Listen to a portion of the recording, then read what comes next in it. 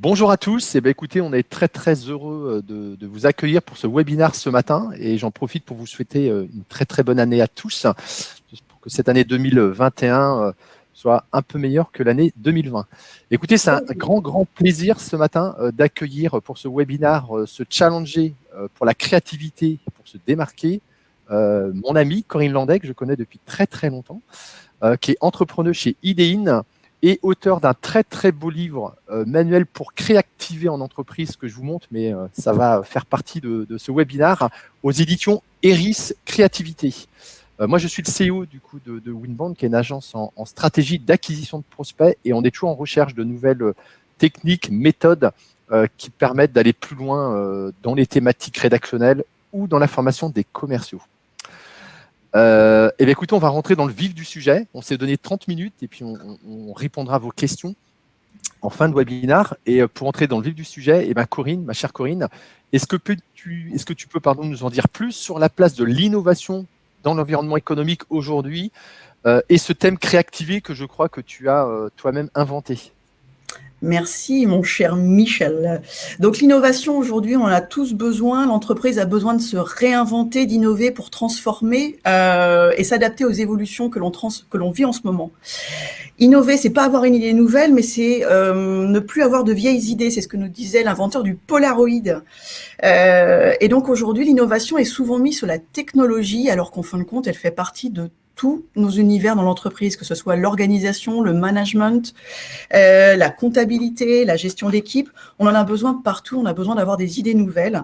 Et c'est vraiment un enjeu aujourd'hui des entreprises de pouvoir innover avec les équipes, d'être dans ce qu'on appelle l'innovation collaborative.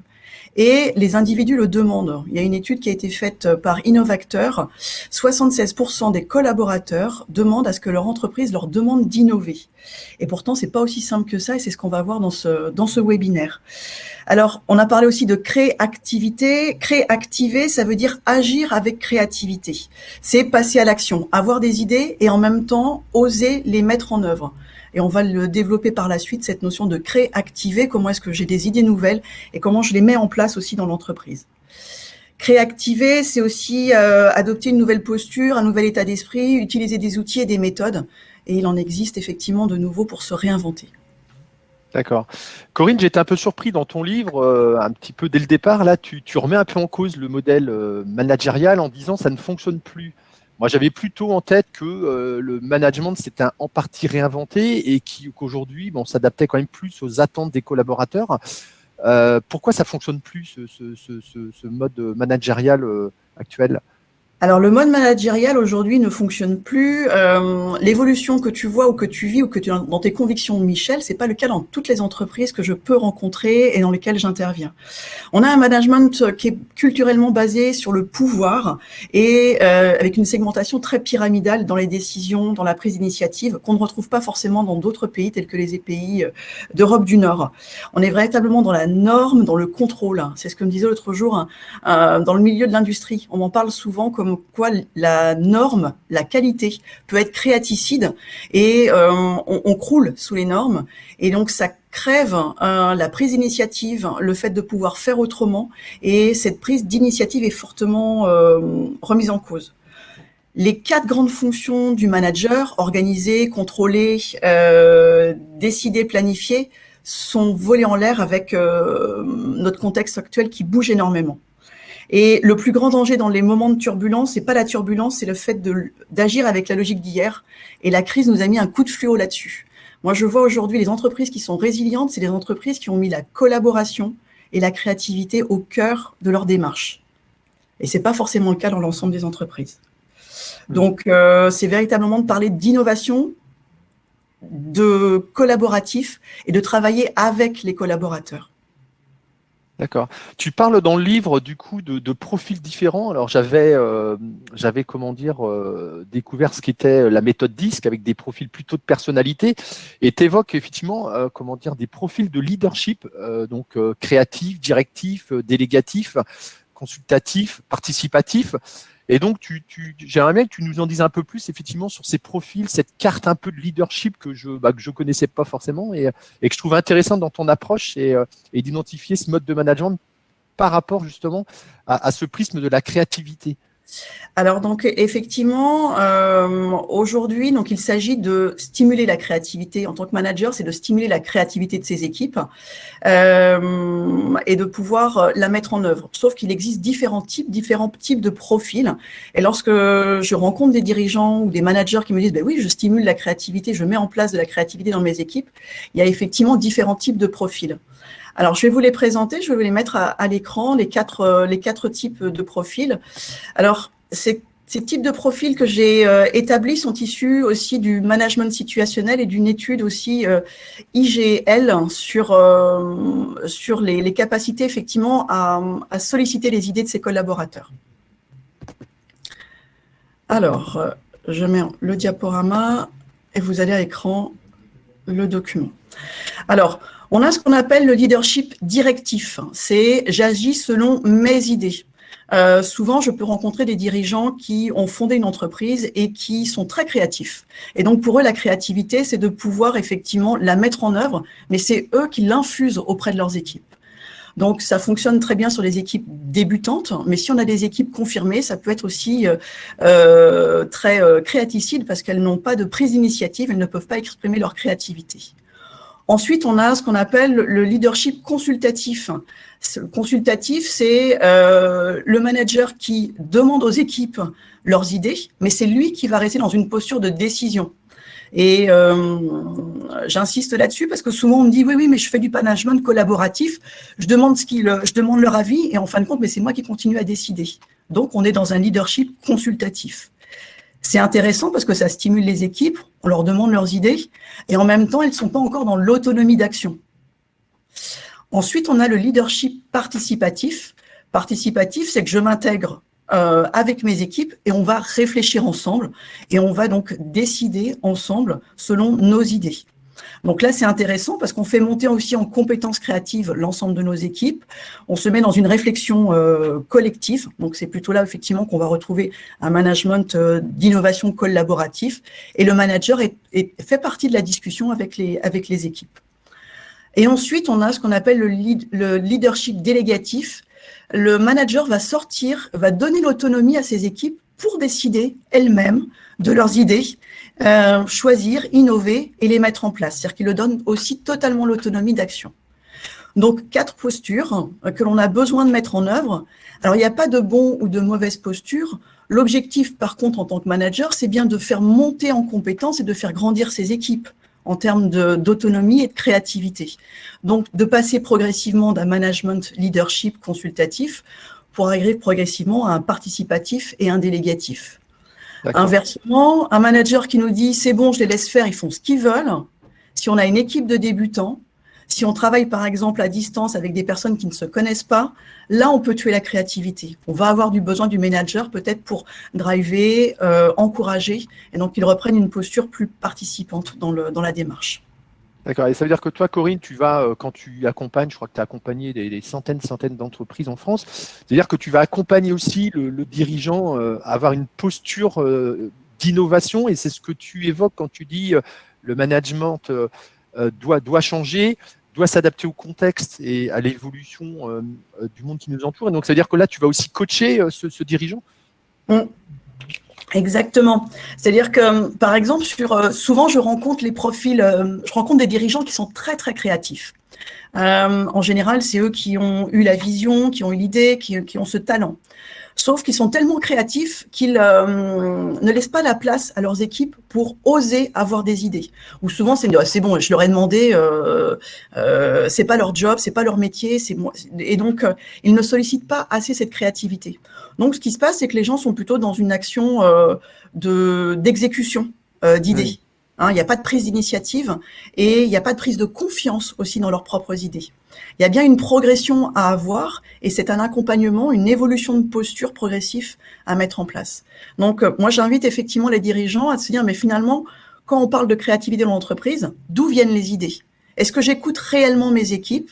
Est-ce que je les forme? Est-ce que je les accompagne? Est-ce que je fixe un cadre qui soit assez, de confiance, structuré, pour qu'ils puissent aussi oser faire autrement? D'accord, merci. Évoquons aussi le sujet de la créativité, parce qu'en fait, c'est le sujet de ton livre, un livre très bien fait, avec beaucoup d'illustrations assez sympas pour comprendre. Et effectivement, au-delà de la posture du management, qui est important, parce que je crois que c'est le manager qui insuffle cet état d'esprit au sein de l'entreprise. Au final, la créativité, ça peut paraître assez large, et je pense que qu'on soit ingénieur, qu'on soit commercial ou chef de projet, on n'en a peut-être pas forcément le même spectre. Et donc, est-ce que tu peux effectivement nous dire, au final, comment ça fonctionne en entreprise, la créativité? Voilà, comment on fait globalement? Alors donc déjà, peut-être revenir avec un peu de pédagogie, Michel, sur la définition de la créativité. La créativité, ce n'est pas enseigné, expliqué. Et donc, je vais juste vous redonner une définition parce que souvent, on mélange créativité, artistique, intuition. Et c'est de vous redonner simplement une définition qui est inspirée de Créa France. Créa France, c'est l'association française pour le développement de la créativité, association dont je suis adhérente depuis maintenant 7 ans. Et je vous invite à visiter leur site. Il y a différents événements qui nous aident effectivement à promouvoir l'innovation et la créativité en entreprise. Donc, une définition inspirée de Créa France. La créativité, c'est simplement l'aptitude à avoir des idées nouvelles en fonction d'un contexte donné. C'est une posture d'ouverture, d'ouvrir le champ des possibles, voir le verre plutôt à moitié plein qu'à moitié vide. C'est une posture où, en fonction des problématiques, on cherche plutôt une solution. Et c'est donc une posture effectivement d'ouverture. Autre clé aussi qui est intéressante à savoir sur la créativité, c'est l'association de deux cerveaux. Alors aujourd'hui, la neuroscience ne situe plus cerveau gauche, cerveau droit, mais j'aime bien reprendre cette métaphore. Et je vous refais un partage d'écran encore sur un autre document. Je suis désolée, c'est un...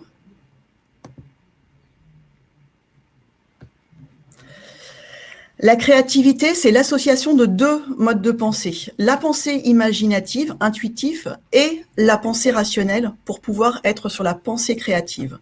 Et souvent, on nous associe la pensée créative, de créativité, sur cette posture uniquement de idées nouvelles, idées farfelues, brainstorm, alors que c'est bien une association de deux postures. Avoir des idées nouvelles en fonction d'un contexte donné et analyser effectivement ce contexte. C'est deux postures aussi qui sont données en neurosciences avec ce qu'on appelle le cerveau adaptatif et le cerveau automatique. Moi, aujourd'hui, la neuroscience me donne beaucoup de clés pour argumenter et expliquer la créativité en entreprise. Et puis, pour vous redonner aussi un autre schéma, comprendre la créativité, c'est comprendre aussi un processus. Donc, il y a des chercheurs qui ont cherché aussi pour comprendre comment fonctionnait notre cerveau.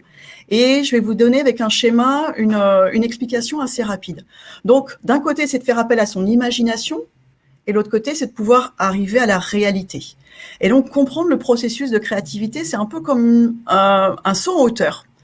Pour faire un saut en hauteur, vous prenez du recul. Eh bien, la première phase en créativité, c'est de pouvoir explorer, poser des questions.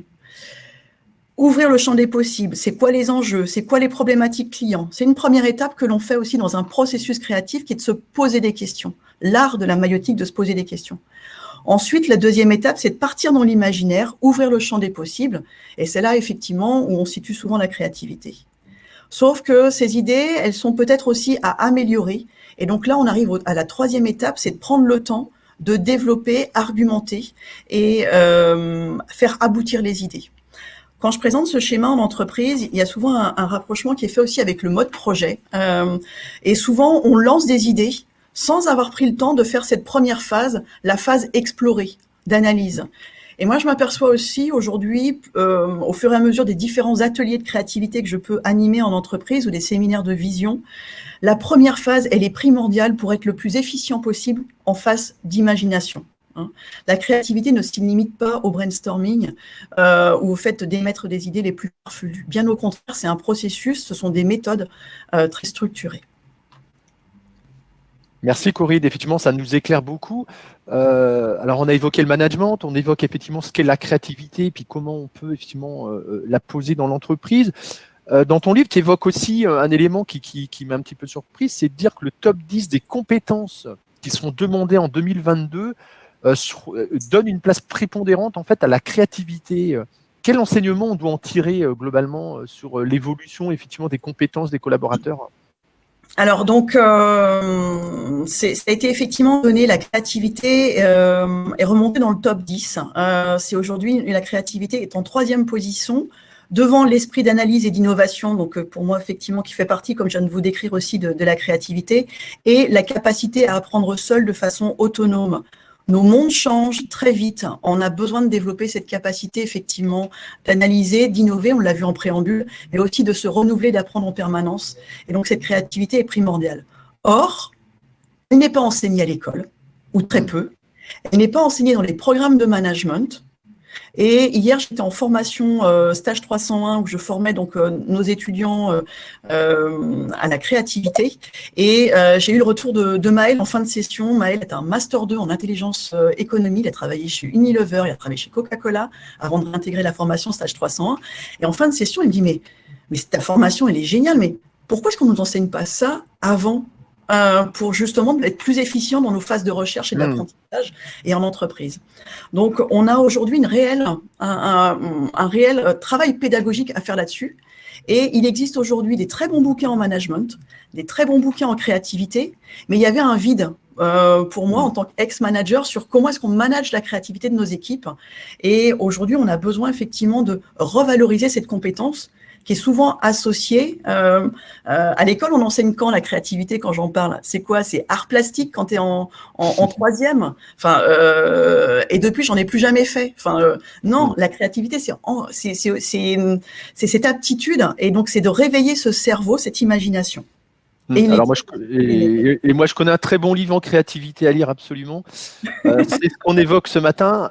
Une question de Stéphanie qui nous demande effectivement comment valoriser la compétence de la créativité dans une candidature et à quel moment on peut en parler. Je pense que c'est intéressant. C'est vrai qu'aujourd'hui, est-ce qu'un CV, est-ce qu'une posture de quelqu'un qui porte la créativité ou qui a pas mal d'idées, voilà, comment, est-ce que je peux le faire? Comment je fais en tous les cas, Corinne? Comment je fais pour recruter une personne avec créativité? Alors là, c'était plutôt comment je valorise mon côté créatif dans un CV. Je pense que c'est la question de Stéphanie. C'était voilà, comment, si je le suis, que je porte un peu ces idées-là, comment je peux le faire Exactement. C'est un exercice que j'avais fait avec l'APEC il y a quelques années. J'avais donné, on travaillait en photolangage. Bougez pas, je vous montre. Je l'avais amené avec moi. C'est du live.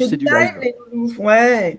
Photolangage, c'est de pouvoir s'exprimer avec des visuels. Donc là, j'en ai plein devant moi. Et donc,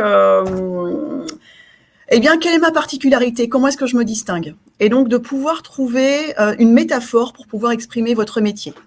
Dans le groupe, j'avais une personne, je reprends l'exemple de l'APEC, qui était très introvertie, qui avait du mal à s'exprimer, qui était développeur. Et donc, il a trouvé l'image du Bouddha pour pouvoir parler de ses compétences et dire, voilà, moi, une de mes forces, c'est que je suis comme un Bouddha. D'extérieur, je montre quelque chose de très serein, passible, et au fond de moi, je suis super aligné. Voilà une façon différente de se présenter. Donc, utilisez des métaphores pour pouvoir valoriser effectivement vos compétences, pour vous distinguer effectivement. C'est une technique qui peut être utilisée. Super. Bon, Stéphanie, j'espère qu'on aura répondu en partie à votre question. Alors, on parle de effectivement créativer. On va reprendre le terme que tu as inventé. Et effectivement, comment on fait en entreprise? Parce que c'est pas si simple que ça. Concrètement, voilà, comment ça fonctionne? Comment je mets ça en place moi dans mon entreprise si vraiment je veux véritablement insuffler la créativité dans l'entreprise demain?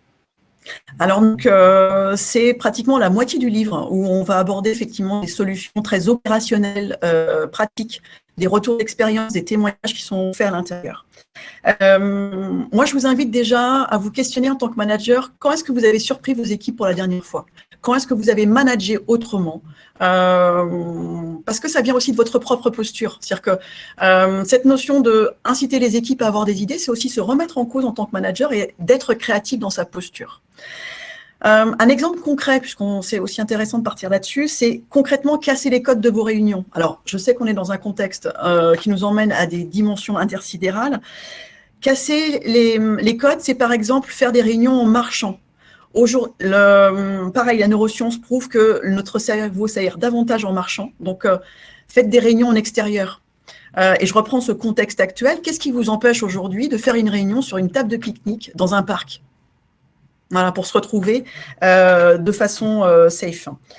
Faites vos réunions aussi, pourquoi pas, dans d'autres lieux. Allez faire vos réunions, par exemple, chez un client, chez un fournisseur, dans un tiers-lieu, dans un espace de coworking. Changez de lieu pour pouvoir faire vos réunions et puis changez les codes. Faites des réunions, par exemple, debout ou autrement, enlevez les tables. Dans tous les ateliers que j'ai pu faire, la table est et c'est comme si on mettait des barrières avec les écrans. Donc, faites des réunions sans table, sans écran, en cercle. Cassez les codes, même si vous revenez à l'étape par la suite, mais cassez vos codes, cassez vos façons de faire, surprenez vos équipes.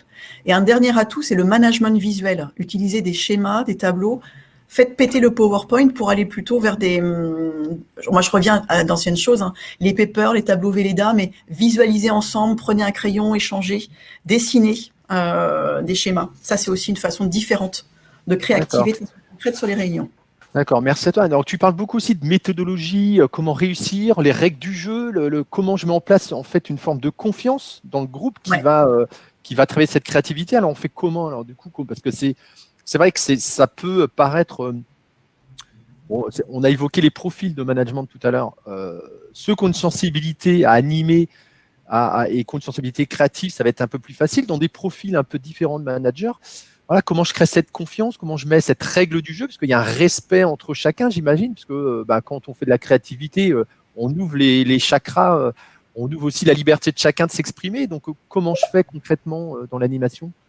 Alors concrètement dans l'animation, on va être sur des solutions. C'est super frustrant parce que j'ai plein de choses à vous raconter, mais concrètement, c'est de pouvoir partager les règles. Lorsque vous voulez faire une réunion créative ou qui sort un peu de ce cadre, c'est de pouvoir aussi se donner des règles de fonctionnement en début de séance. Partager les règles du jeu pour créer ce climat de confiance. C'est basé sur les travaux de Teresa Amabile, que je vous invite aussi à découvrir parce que c'est une chercheuse américaine qui est très peu connue en France, qui a travaillé sur le management de la créativité. Et donc, un des éléments indispensables pour qu'un individu soit créatif, c'est qu'il soit en confiance. Parce que je vais oser exprimer des idées. Donc, c'est créer ce cadre de confiance en début de session. Et donc, c'est de demander à vos collaborateurs de quoi est-ce que vous avez besoin pour être en confiance. Et vous notez au paper les éléments clés. Vont arriver naturellement la notion de bienveillance, d'écoute, de partage, de non-jugement. Voilà. Et vous fixez ce cadre ensemble pour que les gens puissent s'exprimer aussi par la suite et vous allez vous référer là-dessus. Et donc, un dernier point essentiel que je vous invite à faire, juste si vous pouvez repartir avec ça, c'est passer du oui mais au oui et. Bannir le oui mais en réunion et mettre en place un oui et. Un oui et qui ouvre, qui offre une discussion plus ouverte. On a le droit de pas être d'accord, mais on n'est pas là pour tuer les idées. Juste.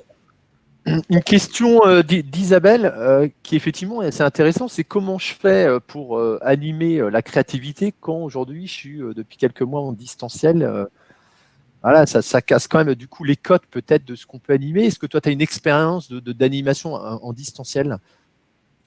Alors, j'ai plein d'expériences d'animation en distanciel, malheureusement ou heureusement. Je vous ai évoqué la notion de photolangage tout à l'heure. Ça peut être aussi une notion intéressante. On l'a fait lundi là, avec un atelier qu'on a fait avec des managers de chez Arkea, d'accueillir avec du photolangage pour que les gens puissent s'exprimer. Le photolangage, le fait de s'exprimer avec des visuels à l'écran, et vous leur demandez leur état émotionnel, comment est-ce qu'ils se sentent là-dessus. Sur le projet, quel visuel pourrait représenter aujourd'hui comment est-ce que je me sens au sein de l'équipe, comment est-ce qu'on avance sur le projet. Ça peut être une solution d'utiliser effectivement le photolangage pour que les gens puissent s'exprimer autrement et vous allez être surpris de cette qualité d'échange qui va s'instaurer dans la discussion. C'est un retour que j'ai eu aussi d'un consultant qui l'a appliqué à des grands dirigeants qui eux-mêmes l'ont fait en grand conseil d'administration et ils ont travaillé avec des visuels de Magritte, donc quand même assez. Et donc il a interrogé tous ces cadres dirigeants sur comment est-ce que vous avez vécu l'année, quels enseignements on en tire et qu'est-ce qu'on peut faire de différent l'année prochaine. Et il devait s'exprimer à travers les tableaux de Magritte. Et il a fait un retour public sur LinkedIn pour dire j'ai été subjugué du temps rapide que l'on a mis et de la pertinence des solutions que l'on a pu trouver dans un temps très court. Hmm. Alors j'ai une question de Christelle qui est effectivement intéressante et je vais me permettre de répondre à Christelle. C'est comment la créativité peut nous permettre de nous démarquer dans l'entreprise. Alors c'est justement ce qu'on va proposer à l'issue de ce webinaire, c'est un cursus de formation pour justement que l'entreprise puisse se poser les bonnes questions, se démarquer sur ses produits, ses services et son organisation commerciale. Donc c'est véritablement quelque chose qu'on veut traiter dans le cadre de notre centre de formation Winbound Sales, puisqu'on veut aider les entreprises aussi à s'adapter au contexte et à je dirais, performer face à la concurrence. Tu évoques dans ton livre aussi les boussoles. Alors moi, je connaissais ce que j'ai expliqué tout à l'heure, les profils disques, effectivement avec des profils et des couleurs rouge, jaune, vert et bleu. Ces profils, du coup, effectivement, c'est très intéressant puisque tu évoques des modèles différents de préférences comportementales.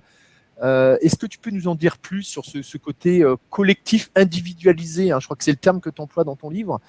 Je trouve vraiment que c'est intéressant comme approche. Alors, dans le livre, en fin de compte, j'ai voulu, comme je l'explique, recenser les bonnes pratiques pour manager avec créativité, manager la créativité des équipes. Et donc, je propose 4 boussoles pour se donner des repères. Je suis pas là pour vous dire ce qu'il faut faire ou pas faire, mais c'est de donner, dans ces moments aussi de turbulence et de transformation, 4 grands repères. C'est un peu comme les 4 préceptes de Toltec. C'est de se dire, il faut pouvoir proposer un cadre ouvert. C'est ce qu'on a vu tout à l'heure avec les règles du jeu. À la fois être cadré, donner un cadre et en même temps donner de l'ouverture. Une autre boussole, c'est de proposer un collectif individualisé. C'est à l'intérieur, effectivement, que l'on va valoriser les richesses des individus qui la composent. C'est-à-dire à la fois valoriser le collectif et en même temps que chacun ait sa place dans sa différence. En tant que manager, c'est aussi ce rapport au temps. Parce que pour être créatif, on a besoin de temps et en même temps on a besoin de rapidité, c'est prendre le temps d'être efficace et c'est de donner du sens avec la boussole du rêve réaliste. Ce que tu évoquais, Michel, c'est après la notion, hop, je reviens dessus, les 4 profils, c'est cette notion-là, je passe peut-être rapidement dessus et vous les retrouverez effectivement progressivement, j'en parlerai régulièrement. C'est les 4 profils, je pars du principe qu'on est tous créatifs. Ce qui nous différencie, c'est le comment on est créatif. Apparaît à l'écran 4 profils qui sont issus de Forsyth. On est composé des 4 profils à des pourcentages différents. Mais ce qui est intéressant, c'est de déterminer aussi nos zones de confort. Je reprends l'exemple d'hier, je l'ai fait avec les étudiants sous forme de petits questionnaires. Et ils ont pu se situer pour savoir si on avait un profil qui était plutôt clarificateur et idéateur, ou réalisateur, ou développeur. Je vous laisse lire à l'écran ce qui apparaît. Et effectivement, lorsque vous allez constituer des groupes, et la richesse aujourd'hui de nos entreprises, dans ces mondes complexes, c'est de pouvoir composer des équipes qui valorisent nos différences. Et on a besoin de ces différences. Et je reprends un exemple concret. Si vous êtes en mode projet, eh bien, vous allez avoir besoin de tous ces profils dans un projet. Si vous n'avez pas de clarificateur, eh bien, votre groupe va partir sur une idée, va la préparer, un plan d'action, la mettre en place, mais peut-être qu'ils ont mal analysé le contexte, les enjeux et les problématiques clients. Si vous avez un groupe qui manque d'idéateurs, je dirais ils vont peut-être faire du copier-coller par rapport à ce qui existe ailleurs et vous n'allez pas forcément vous distinguer sur votre marché. Si on n'a pas de profil développeur au sein de votre équipe, eh bien, vous allez faire une bonne analyse de votre marché, vous allez avoir des idées géniales que vous allez mettre en place, mais en fin de compte, elles sont un peu bancales parce qu'on n'a pas trouvé les angles morts. Donc, on va avoir besoin aussi de profils développeurs. Et ensuite, les réalisateurs, c'est ceux qui osent, ceux qui passent à l'action, ceux qui testent, ceux qui expérimentent. Et si vous n'avez pas de réalisateur, eh bien, c'est l'exemple, par exemple, de Kodak, qui avait tous les brevets pour passer au numérique. Donc, ils avaient inventé, ils avaient clarifié le truc, mais ils n'ont pas mis en place cette innovation sur le terrain. Donc, on a besoin aussi de réalisateurs. On a l'exemple de BlackBerry aussi qui a fait le choix des touches et pas du toucher. Donc on a des exemples. Dans ton livre, tu évoques beaucoup de citations hyper intéressantes. Il y en a une que j'ai retenue, que j'ai postée ce matin. C'est la folie, c'est de faire toujours la même chose et de s'attendre à un résultat différent d'Albert Einstein. Ouais. Alors on comprend assez facilement, Corinne, l'intérêt d'une telle démarche, surtout dans un contexte actuel chamboulé où j'ai besoin un peu de challenger ce qu'on fait, les produits, les services, la méthode commerciale, l'organisation. On parlait d'organisation en distanciel. Moi, j'ai une vraie question aussi qu'on peut se poser en tant que dirigeant. C'est ce que les dirigeants ne pensent pas que c'est un peu une distraction. C'est-à-dire que c'est plutôt sympa pour un séminaire. Ça amuse bien les équipes. Et je reprends une autre citation, c'est la créativité et l'intelligence qui s'amusent. Donc, c'est Et une oui, question que je te pose, j'y vais directement. ouais, j'adore. La créativité, c'est l'intelligence qui s'amuse. C'est une citation moi, qui m'anime énormément et que j'ai sur mes cartes de visite. L'autre citation que j'aime beaucoup, c'est celle de Mark Twain. L'homme habité par une idée d'œuvre est loufoque jusqu'à ce qu'elle soit reconnue. Et donc ça aussi, il faut pouvoir l'assumer. Et effectivement, on passe pour des doudingues et c'est OK. Et c'est d'être à l'aise avec là-dessus. Je reviens sur cette notion de plaisir. Je repartage avec vous un élément à l'écran. D'après vous, combien de personnes en France associent la notion de plaisir et de travail? Eh bien, simplement 20%.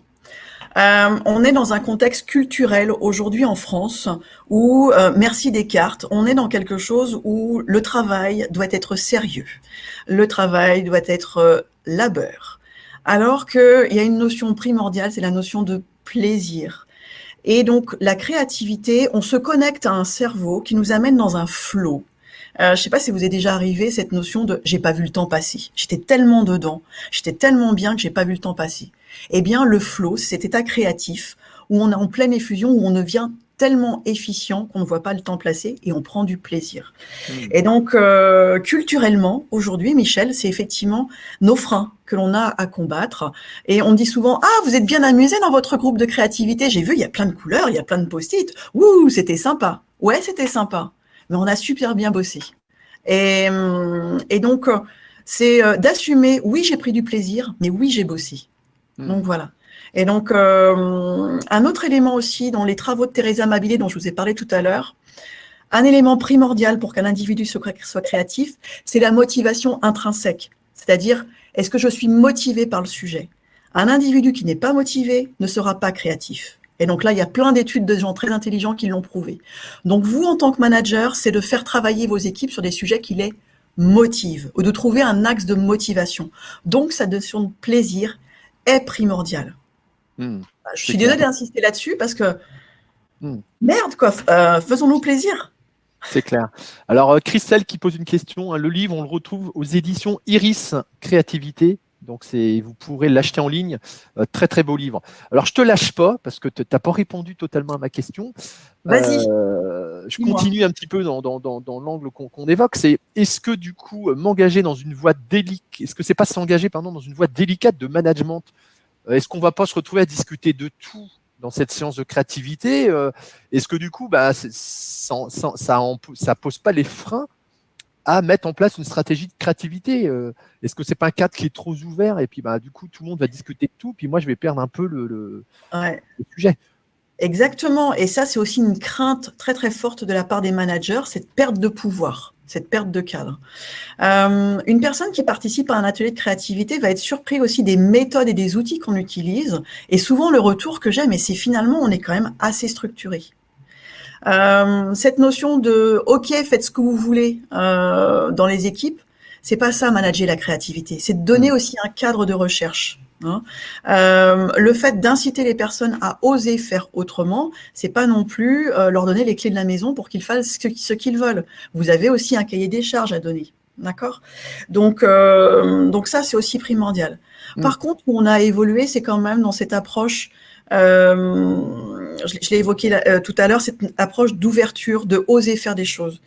En France, il y a 43% des Français qui ont l'impression que leur organisation n'accepte pas le droit à l'erreur, contre 23% par exemple des Canadiens.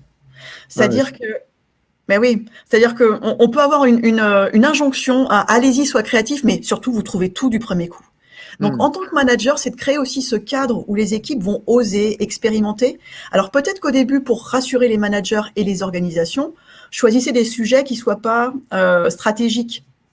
Ça peut être, tiens, on vous laisse carte blanche pour réorganiser la salle de pause. On vous laisse carte blanche pour organiser la prochaine réunion qui a lieu vendredi de 15h. Faites ce que vous voulez à l'intérieur. Voilà. Et puis, progressivement, vous allez donner d'autres autonomies et vous allez ouvrir ce fameux cadre. Ouais, on retrouve un petit peu ce qu'on dit souvent du système scolaire français, qui dès le plus jeune âge, vient noter et effectivement casse un Évalue. peu cette dynamique où des profils un peu atypiques ne trouvent pas leur place dans le système scolaire. Donc, je pense que c'est effectivement plus profond dans la société française. Effectivement, alors c'est un vrai enjeu.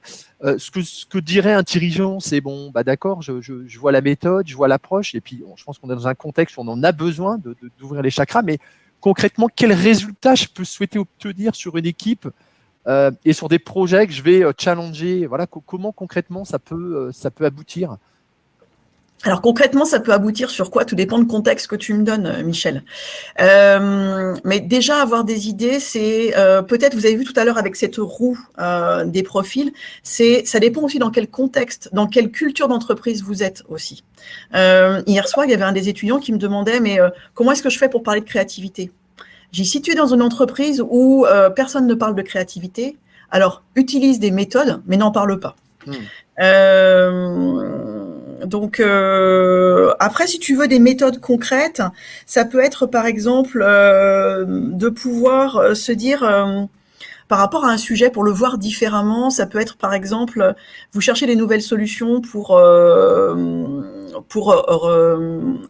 conquérir de nouveaux clients, d'accord, ou fidéliser des clients, d'accord. Tu fais une réunion de travail avec tes équipes là-dessus. Le fait de le voir de façon créative, ça peut être d'entamer votre réunion en posant la question inversée. C'est une méthode de créativité où on va plutôt aller sur le senseur et de pouvoir poser aux équipes comment, d'après vous, on peut perdre des clients. Et donc là, les équipes vont lister un maximum de pistes pour justement, on fait la question inversée et après vous cherchez la réponse. Et vous allez voir que c'est une autre façon d'aborder le sujet et on trouve des idées innovantes. D'accord. Tu poses dans ton livre, alors que je trouve assez sympa dans sa forme, il y a beaucoup de petits schémas, il y a beaucoup de questions. Il y a beaucoup de place aux questions sur chaque chapitre. J'ai trouvé ça plutôt sympa. Qu'ai-je fait de différent sur ma dernière réunion? Qu'ai-je accordé comme temps pour chercher, tester, essayer autre chose? Comment apporter des réponses pour rassurer, encourager la prise de risque? J'aime bien cette posture et du coup, est-ce que c'est une posture globale de la créativité qui est nécessaire dans ce schéma? Ouais, je vous l'ai présenté tout à l'heure en préambule, le fameux processus avec les 3 étapes est véritablement un enjeu pour vous, c'est de mettre une place et donc prendre le temps de pouvoir se poser des questions. C'est la puissance de la maïeutique. Un savant n'est pas celui qui fournit les bonnes réponses, mais celui qui sait poser les bonnes questions. Et donc là, j'ai accompagné dernièrement la CARSAT Bretagne sur un gros dispositif d'amélioration continue. On a utilisé des méthodes créatives. On a passé une réunion avec les porteurs de projets de 3 heures sur l'analyse déjà de leur sujet. Eh bien, à la fin du dispositif qui a duré 1 mois et demi avec 15% de leurs collaborateurs, donc ça quand même, il y avait quand même énormément de monde, ils m'ont redit, Corinne, la première phase qu'on a fait ensemble de préparation de ce défi a été primordiale pour nous poser les bonnes questions et être d'accord sur les enjeux. Le pourquoi c'est important. Donc, interrogez-vous déjà avec ce que j'appelle moi l'arbre d'abstraction en technique de créativité. D'un côté, pour pouvoir donner du sens, c'est par rapport au sujet qu'on a à traiter, pourquoi c'est important de le résoudre. Et donc, posez-vous cette question-là, c'est quoi les enjeux, qu'est-ce qu'on a déjà fait, pourquoi ça n'a pas fonctionné, et inversement, concrètement, qu'est-ce qui nous bloque aujourd'hui pour avancer. Super. Et là, vous faites simplement une cartographie sans chercher les solutions. Chercher les solutions. Être dans cette logique de pourquoi. C'est aussi une règle qui s'appelle les 5 pourquoi. Super. On arrive à 38 minutes, il nous reste 2 minutes. Écoutez, j'ai envie de clore sur cette petite phrase que Corinne m'a glissée, c'est le savant n'est pas celui qui fournit les bonnes réponses. C'est Claude Lévi-Strauss. Je pense qu'on aurait pu faire toute la matinée avec Corinne, tellement qu'elle est passionnée par son sujet. Je vous rappelle la sortie de son livre, Créactiver en entreprise. C'est chez Iris, édition créativité. Très très bon livre, très sympa. On vous proposera dans les semaines qui viennent aussi une formation pour justement se challenger en entreprise et effectivement bousculer un petit peu les approches produits, les approches services, les approches commerciales. Et je suis très très heureux d'avoir pu accueillir sur ce premier webinaire de l'année Corinne, et bravo pour ton livre et puis pour tout ce que tu fais sur la créativité. Et je vous remercie à tous de votre présence et je vous souhaite une très très bonne journée et un bon week-end. Eh bien, créativez, osez, tentez, expérimentez, faites quelque chose de différent dans votre journée et regardez le plaisir que vous prenez à oser faire autrement. Belle journée à vous. Merci Michel et ravi de cette aventure ensemble. Merci à tous, bonne journée. Au revoir. Au revoir.